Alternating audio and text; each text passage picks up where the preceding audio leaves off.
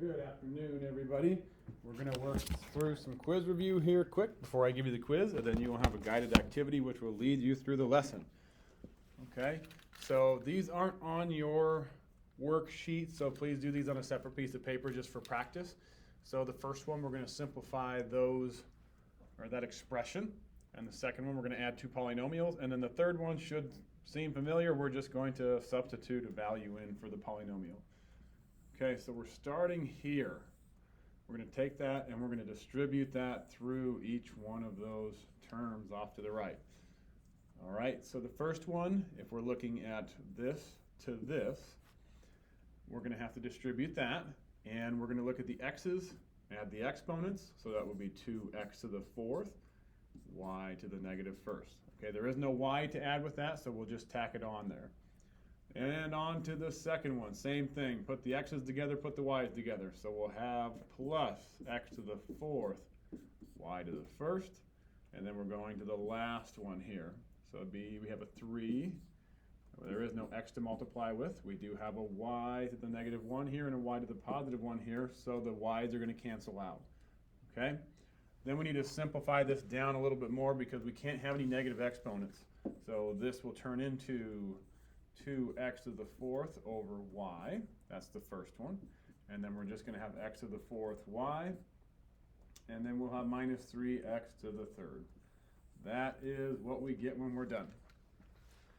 All right, for the second one here, just add like terms. Remember when I did this in class, I said you can distribute the negative and then forget about the parentheses. So really this would be negative 2x cubed minus 2x squared plus 2. Now you're going to add like terms. So we're going to have, this is the biggest one here.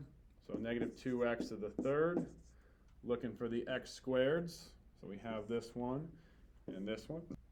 So we have minus 1x squared.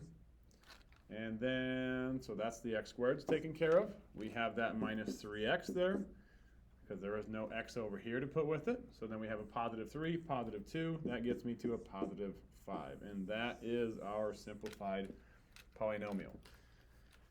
Okay, and then you notice this little box over here to the right. What's the degree of your answer? So how do we find the degree of a polynomial that we have? So remember, degrees, you're going to look for the highest exponent. And in this case, this would be the term with the highest exponent. So this will be a degree of 3, but that's the highest exponent. But also remember, if we have more than one variable in each term, say we have something like this, okay, you look at each term individually. This one is going to have a degree of 3, and this one's going to have a degree of 7. So this would be the polynomial that indicates the degree of 7. So you're looking at each term individually, and you're going to add up all the exponents, and the highest total is your degree. Last one, find f of 3. That tells me just to plug in 3 for all the x's that I see. Okay, so we'll have 2 times 3 squared minus 3 plus 1. This becomes a 9, so 2 times 9 is 18. Minus 3 plus 1. 18 minus 3 is 15, plus 1 is 16. So we have a total of 16 for that one. So f of 3 equals 16. And we got one more that was hiding down below here. So binomial expansion. Okay, so let's check this one out, and then we'll be ready for the quiz. So we want to expand that binomial x plus 3y to the fourth. So remember, the first term is going to be the first term to the fourth power. The last term is going to be the last term to the biggest power, and the sign goes with it, so I should have circled that plus. Okay, but there's a pattern to it. First term is going to be x to the fourth. Okay, then we leave some space. Remember, it goes down by 1.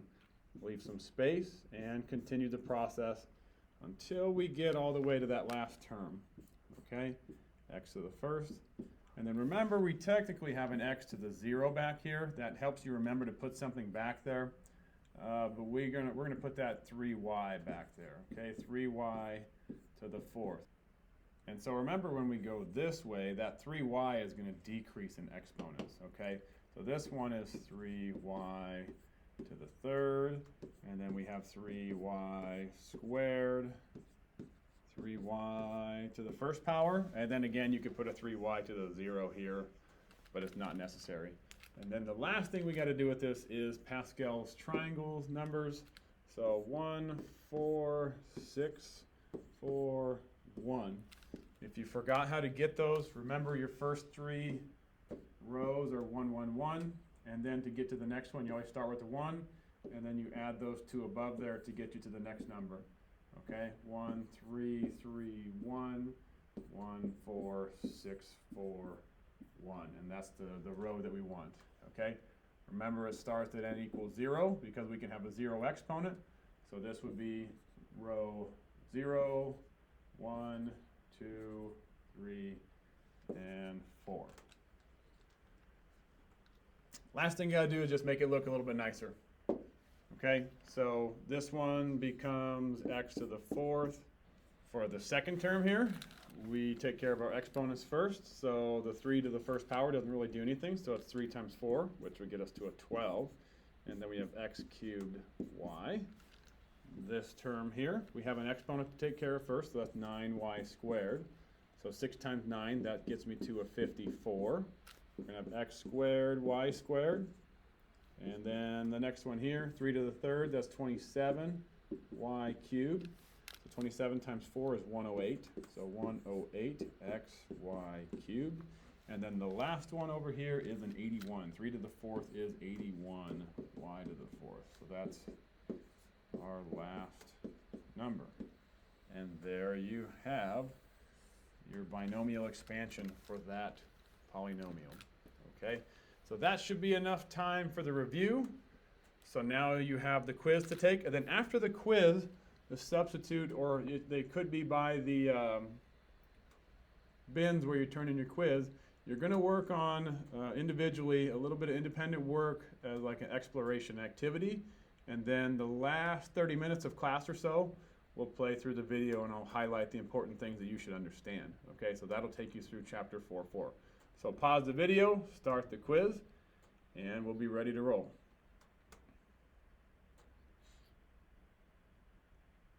Okay, now that you have your quiz completed, we're going to work through the chapter 4.4 exploration activity. Okay, so you should have spent some time going through this. If you didn't get through the entire thing in class, that's fine. Just watch the video till the end, and you will be able to do this by the end. So we're looking at graphing higher order polynomials. Okay, so cubics to the 4th, we're looking for the 3rd power, 4th power, 5th power, and from there. Okay, so on your worksheet, the first part of it should have seemed like review. Okay, so we're just exploring this, you're reviewing here. Okay, so you'd use a highlighter as you go through this. Important vocabulary, some of the vocabulary is written out for you, like we have maximums and we have minimums. Okay, you should remember that stuff. This is a maximum, that's a minimum. Okay, you should remember that stuff and highlight important things on here. The second thing to remember is end behaviors. Okay, so end behavior, as x goes to negative infinity, which is left, then our graph goes down. Okay, so f of x is also going to negative infinity.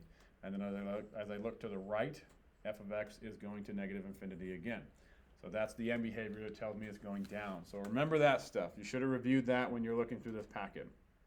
Okay, so you're going to write your own definition there for those. And then write your end behaviors in the corresponding boxes. Okay? And then write 2 sentences what you think end behavior might mean based on the diagram above. Okay, if you need some help on that, end behavior is just a mathematical way to explain what the graph is doing at the ends. Second part here, you had to graph these. This was pretty straightforward, just putting it in Desmos, and you wanted to look at patterns again. Okay, you can see that chapter 4 involves a lot of patterns. All right, so you wanted to put all of these in Desmos to see what the patterns were or what they would end up being. Okay, I can give you some quick pictures here. X to the 2nd would look like that. X to the 5th might kind of look like that, where it's a little flatter in the middle. X to the 4th is going to be a parabola again, where it's a little flatter on the bottom. Okay, and then x to the 3rd is going to be something like that. It's not going to be super flat in the middle. but it'll be going down to the right, okay? And you can kind of get the idea just from throwing those graphs in Desmos, okay? So we want to notice the patterns here. What patterns do we notice about end behavior of even degree graphs? So that's going to be x squared, x to the fourth, x to the sixth, x to the eighth, okay? The end behaviors go the same way. The ends point the same direction.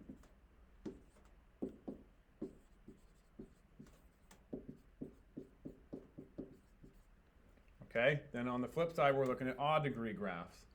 End behaviors are opposite directions, okay? The ends go the opposite way.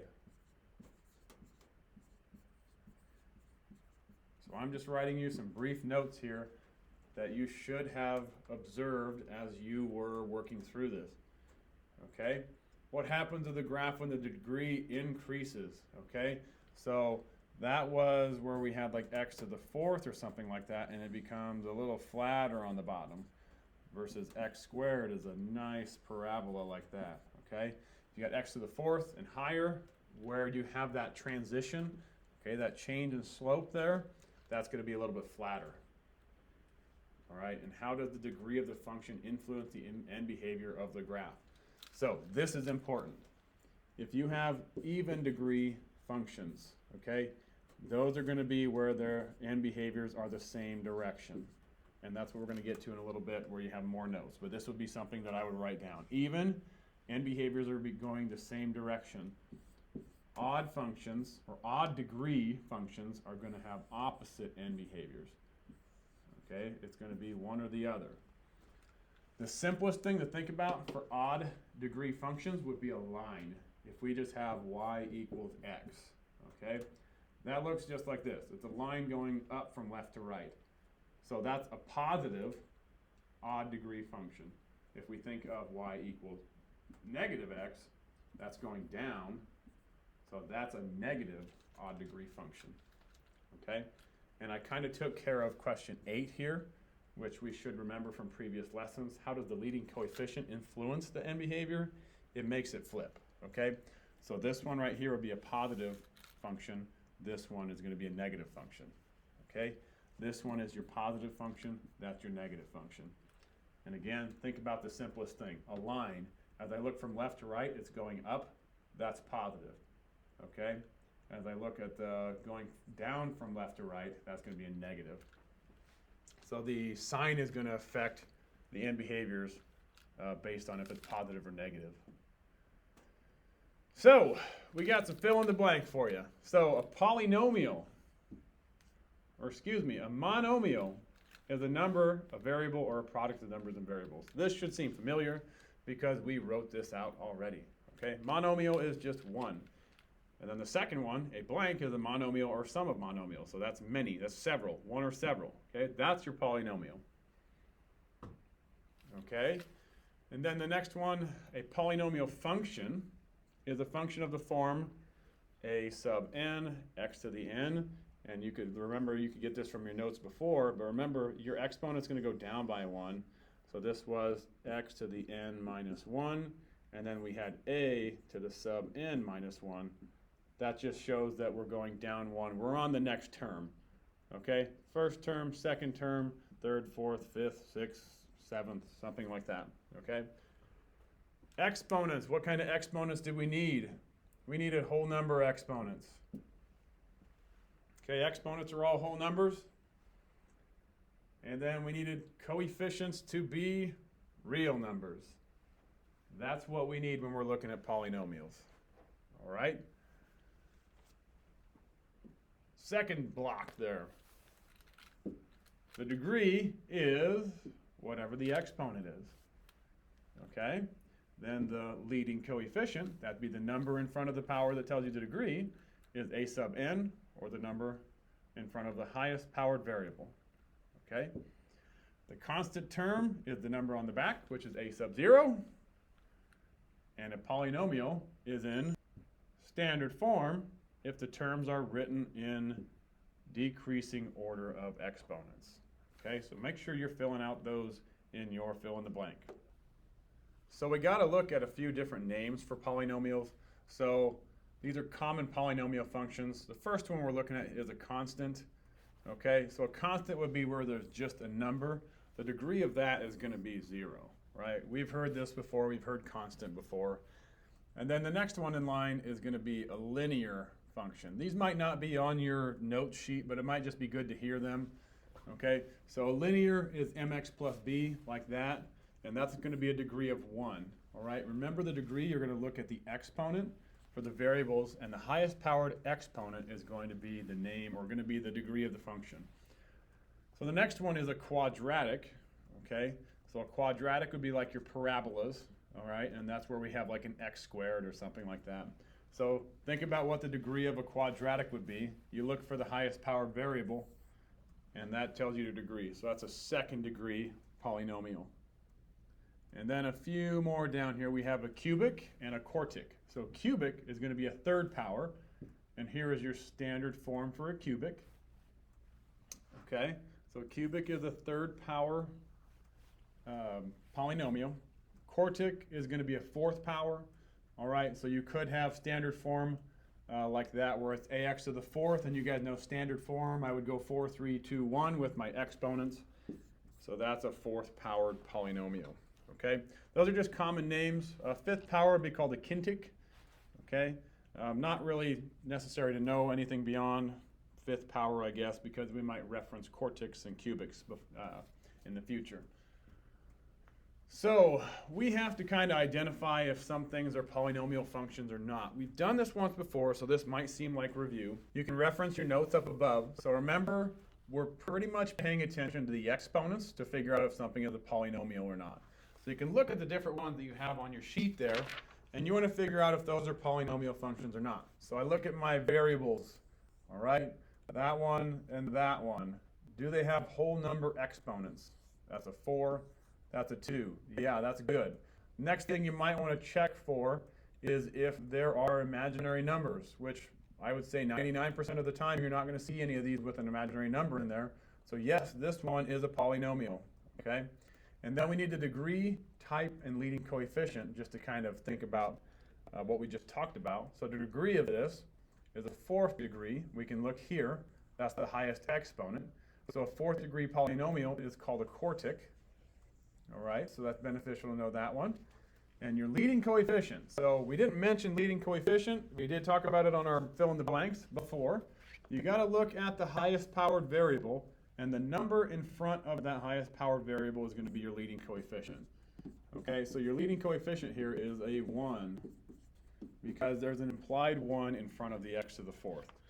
So go ahead with that information and look at the next two. All right, I'm just going to do it one at a time up here. So this next one, you look at your exponents first, okay? Are the exponents good? Well, that's a first powered exponent. Back here we have a second powered exponent. And then after that, we're looking for real numbers. So remember, real numbers includes anything except for a number with an I. I is imaginary or complex. So are we good on this one? The answer is yes. This is a polynomial. Okay, you might think this is kind of goofy, but that's just a square root, which we can approximate that to about like 1.2 or something like that. Okay, so we look for the leading coefficient, and we need the type. Okay, type and leading coefficient. So we have that is a degree of 2. A degree of 2 tells me it's a quadratic, and then your leading coefficient is pi here. Okay, so my leading coefficient is pi, or 3.14. And then let's take a look at the third one. Put this all together again. So is this one a polynomial or not? Again, look at your exponents first. That one's good. And this one you're kind of questioning. That is not a whole number. So that means this is not a polynomial. Okay? So this one right here tells me not a polynomial. Okay? And then there's one more here to think about. This one's not on your sheet, but that's okay. So look at our exponents here, and I did not say anything about variables up in the exponents, but we did say exponents have to be whole numbers. That's an exponent, and it is definitely not a whole number. So this one, again, is not a polynomial. So you should be able to answer the question of how you can tell if it's a polynomial or not. First look at the exponents, then look for complex numbers. If there are complex numbers, it's not a polynomial. If there are non-whole numbers in the exponents, it is not a polynomial. Okay? So end behaviors, you looked at your note sheet a little bit, so you shouldn't have to write this down because it's on your note sheet. So we have even degree functions on the left here, okay? These are even degree functions on the left, and you have to understand what the leading coefficient for something like this would be. They're both going up, okay? So the leading coefficient for this one is going to be positive. So then for the odd functions, the one on the left is a little bit easier to tell. The even function is easy to tell if its leading coefficient is positive or negative. This one, not so much. You look from left to right. As I go from left to right, that would create a positively sloped line. So this is a positive leading coefficient. Okay? And we need to know that just because we can describe polynomials with this information. And we can also get the end behaviors. So even degree functions, we know that both of the end behaviors are going to be going up like this. Odd degree functions, we know they're going to be opposite. We just have to know which one is going to be negative and which one is going to be positive. And then scrolling down here, these are both negatives, okay? Leading coefficients are both negative for these. And again, on an even function, they're both going down for a negative. On an odd function, think of a negatively sloped line because that would follow our odd and negative leading coefficient. All right? So this one again is not on there, but just think about this one, read it through it. Okay, for the graph, describe the end behavior, determine whether it represents an odd degree or an even degree function, and state the number of real zeros. So zeros, remember, they're where they cross the x-axis. So look at this one, think about how many zeros it's going to have, if it does have any, and where they are. All right? So take a few seconds here, maybe pause the video if you need to. So let's take care of this one first. Both end behaviors are going down. If end behaviors are going the same direction, we know that it's going to be an even degree function. They're both going down, that's even. Then leading coefficient here, we can look at that. It doesn't ask for the leading coefficient, but the leading coefficient is going to be negative because they are both going down. Let's take care of the number of zeros. Well, does it touch the x-axis at all? No. So that means there are none. There are no zeros for this function. And then let's take care of the end behavior. So that should be pretty straightforward. We've done that before. So remember, we state as we look to the left, my function is going down. As I look to the right, so that's positive infinity, my function is going down again. So this would be my statement for end behaviors, which matches with my leading coefficients. Let's take a look at one of these graphs, okay, and then we'll come back to the evaluating polynomials part. All right, that's right there. We'll come back to that. All right, so when we're working through graphing polynomials, we need to make a table of values, and we're looking for at least 8 points, okay? We can start with our generic, -2 to +2, but I would go -3 to +3 and see if that's enough, okay? So in your XY table, we're going to do -3 to +3, and these do take a little bit of time. Sometimes these are not enough points, okay? You want to start to get numbers that are really out there in order for you to stop, all right? So let's first start with -3, okay? We'll do some of the easier ones. Generally, if you have a number on the back end, I guess we can take care of that one first. That's going to be your 0. That's going to be your intercept, okay? So that's 0, 5 is that point.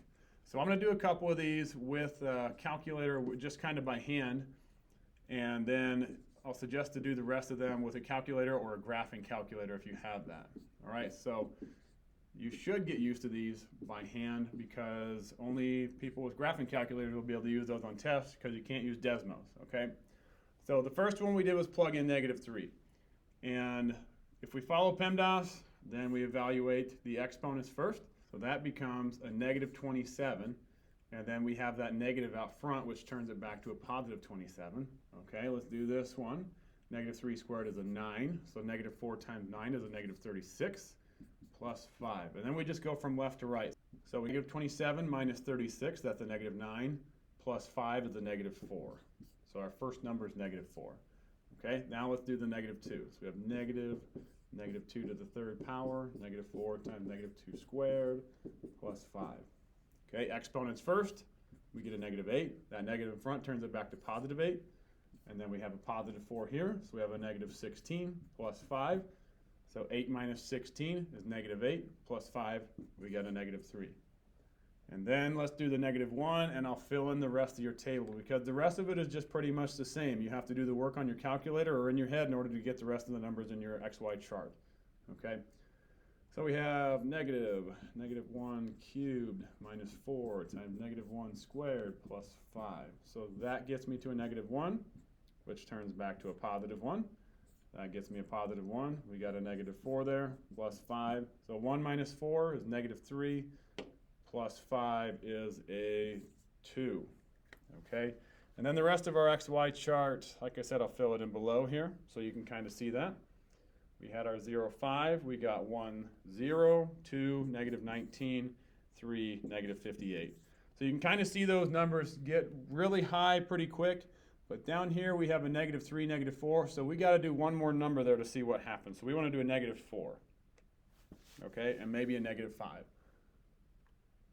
So if we plug in a negative 4, I have it in my graphing calculator, I'll do a little table here. We get a 5, and then we might need to do one more number. So let's do a negative 5. Okay, I'll give you these numbers, and then you get a 30. So that's the kind of numbers we want to see before we stop, okay? So you can see that we had to do quite a few. And then we just put them all on our graph. So let's do our negative 4, 5. So negative 4, 5 is here. And then we got a negative 3, negative 4 right there. Negative 2, negative 3. Negative 1, 2. 0, 5. 1, 0. 2, negative 19. So that's off in there. And then you connect your dots from left to right. Okay, so we have this one connects to this one. We're going up there, and then that's going back down. And we saw that this one went up to 30-ish. Okay, and that's what the graph is going to look like. So then you can check a few things here to make sure you did it right. So we can check our end behaviors. So this is an odd function because of the third power.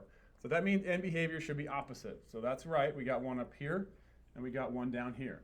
It's also a negative leading coefficient, which means if we go from left to right, it should go down, which it does, okay? So we have that polynomial. It follows the odd function and the leading coefficient that's negative. Let's do one more of these. So we're looking at this one. We can kind of get some information about it. Right there is our highest power, and that's our leading coefficient. So we know that this is an even polynomial because of that fourth power right there.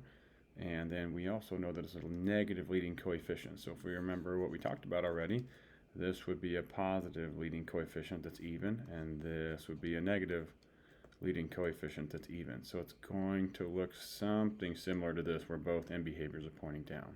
All right, so let's do our generic points for a polynomial. So remember it's negative 3 to positive 3, so we're bigger numbers here. And then let's see what we get. Okay, so we'll do the first few by hand again, and then I'll fill in the rest for you to see. And so negative 3 to the fourth power goes in there, and remember there's a negative in front. And then we have negative 3 cubed plus 3 times negative 3 squared plus 2 times negative 3. So remember we do the exponents first, so negative 3 to the fourth power, that's an 81. So that's negative to the fourth power as well, which makes it a positive 81. So that turns it back negative. So we have a negative 81 there. Negative 3 cubed, negative 27. So that negative will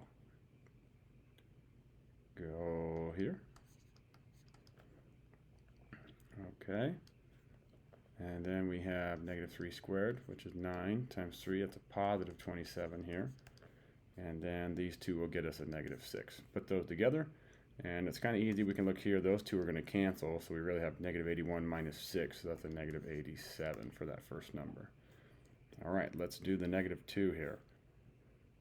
Negative 2 to the fourth power plus negative 2 to the third power plus 3 times negative 2 squared. plus 2 times negative 3. All right, so this comes first. Negative 2 to the 4th power, that's going to be a 2, 4, 8, 16.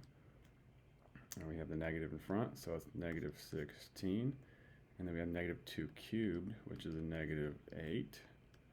All right, and then we have a negative 2 squared, which is 4. So 3 times 4 is 12, so positive 12. And then we have 2 times negative 3, which is a negative 6. All right, so negative 16 minus 8 is a negative 24, plus 12 is a negative 12, minus 6 is a negative 18. And then we'll do this one, negative 1 to the 4th, plus negative 1 to the 3rd, plus 3 times negative 1 squared, plus 2 times negative 1, close it off. All right, so this one should be a lot easier. Negative 1 to the 4th, that's a positive 1. That turns it back negative, so negative 1. And we have negative 1 cubed, which is negative 1. Get that down there. Negative 1 squared, positive 1. 3 times 1 is a positive 3. And then 2 times negative 1 is a negative 2. All right, so we have negative 1, negative 2, turns back to a positive 1. Negative 2 plus 3 is 1, minus 2 is the negative 1. All right. So then the 0 should be easy. If you put a 0 in all these, we're just going to get a 0. Okay, and then I'll fill in the rest for you. So we have a 1, 5. We have a 2, 8. And a 3, negative 21. Okay, so remember, I said to look for numbers that are kind of getting bigger to know what's going on. We know that both ends are going to go down. So 3, negative 21, that's quite a ways down there. And let's look at the other end.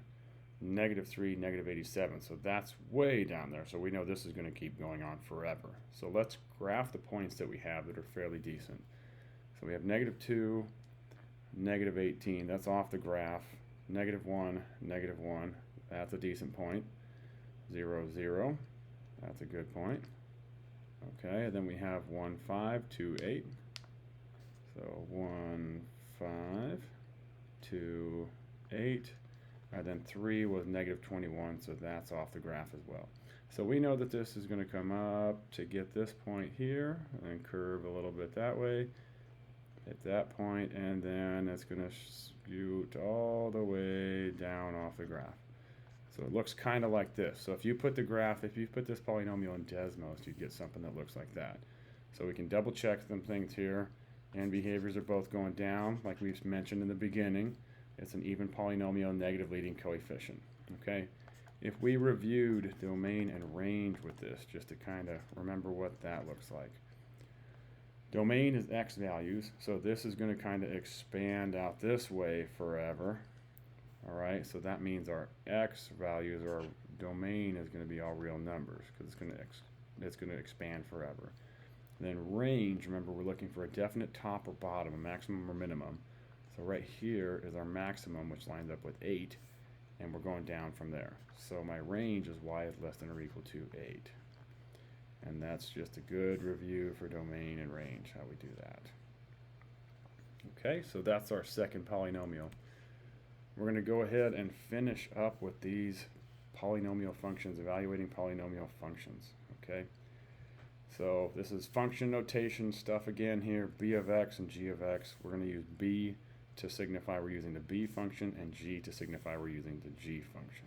Let's do this one first, and then we'll take care of this one here. So b of 4, remember that just tells me I'm plugging a 4 in for all of the x's that we have. So that would go in for the x squared and also the x. And then we go from there. So just similar to the last one, we'd evaluate exponents first. 16 times 2, that's 32. Plus 4 minus 1, so that's 36 minus 1 is 35. So b of 4 gets us a 35. Now this one looks a little bit different from what you've seen before, but you should be able to kind of do it. If we did something like that, g of 3, you'd know what g of 3 is, right? But now we have this 4 in front there, so that means we want to take 4 times g of 3. So let's do g of 3, let's just write everything out. So that means we're plugging a 3 in for the x, so that's 3 squared plus 3. That would be my g of 3, and we're going to take all of that times a 4. So this is g of 3, that's our 4. So we do exponents first. 9 plus 3, so that's going to give us a 12 in there. Okay, 4 times 12 is 48. So 4 times g of 3 is going to be 48. So we plug the 3 in to the x squared, so that's 3 squared is 9, plus 3 is 12. Take that times 4, and you get 48. Okay, so let's check out the one down here.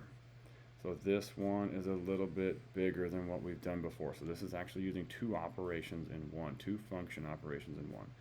So we want to do this. Okay, so we got to do, get rid of this. We got to do this one first. And then we're going to subtract 3 times b of x. Or we're going to take negative 3 times b of x. I think it looks a little bit nicer if we do the adding and opposite. We do this. So add negative 3 times b of x. That makes it a little bit easier. So let's do this first. Okay, so we're plugging 2x minus 1 in for the b function. So we have 2. So we're looking over here. So right here, the 2x minus 1 gets plugged in. 2x minus 1. That's going to be squared. Plus, now I have an x to plug that into. 2x minus 1 and minus 1. So let's evaluate this before we get to that. So this, you have to FOIL it out. That tells me I got to write it out twice. So when I FOIL that out, right, 2x minus 1, 2x minus 1, that's 4x squared minus 4x plus 1. Okay, and then we have that 2 in front there, but let's just keep going with this stuff. So 2x minus 1 minus 1, so that's going to be plus 2x minus 2. Drag that 2 through there. So that'll get me an 8x squared minus 8x plus 2. And rewrite the rest of that out there. And then simplify one more time. So we got 8x squared. That x goes with that x, so minus 6x. And 2 minus 2, that's a 0, so that goes away. Alright, now we have to take care of this part. So we'll write a plus there, and then we'll do our negative 3 times b of x over here, and then we'll just drop it down there. So b of x, I don't have to plug in anything. I just write it exactly how it is, right? Alright, 2x squared plus x minus 1. Take the 3 through there, so negative 6x squared minus 3x plus 3. So that is what we're adding, okay? If you want the add a negative, that's fine. We can leave that there. I think that looks a little bit better anyways. Okay, so we're going to put this x squared with this x squared. So that's 8 minus 6. So we're going to have a 2x squared. And then the 6x there and 3x there. So that's a negative 9x. And then we don't have a constant here, but we do have one there, plus 3. That is our final answer. So these operations here with those two function operations give us that. So if you have some questions about this one, I know this one was a little bit more difficult. If you run into one of these on your homework, you can send me an email, or we can take care of that on Monday or our next class day as well. Okay, so that finishes the lesson. Here is your homework. All right, so you have these two. I would suggest doing any graphs on graph paper, and Desmos is your friend when you're checking these graphs. Okay, remember the XY chart function in Desmos. So go ahead and use that as a guide. Do not open that until you're done with the graphs, okay? Graph it by hand first, and then use Desmos to check it. So if you have any questions, shoot me an email. I'd be happy to answer them and send you a response. Thanks for watching.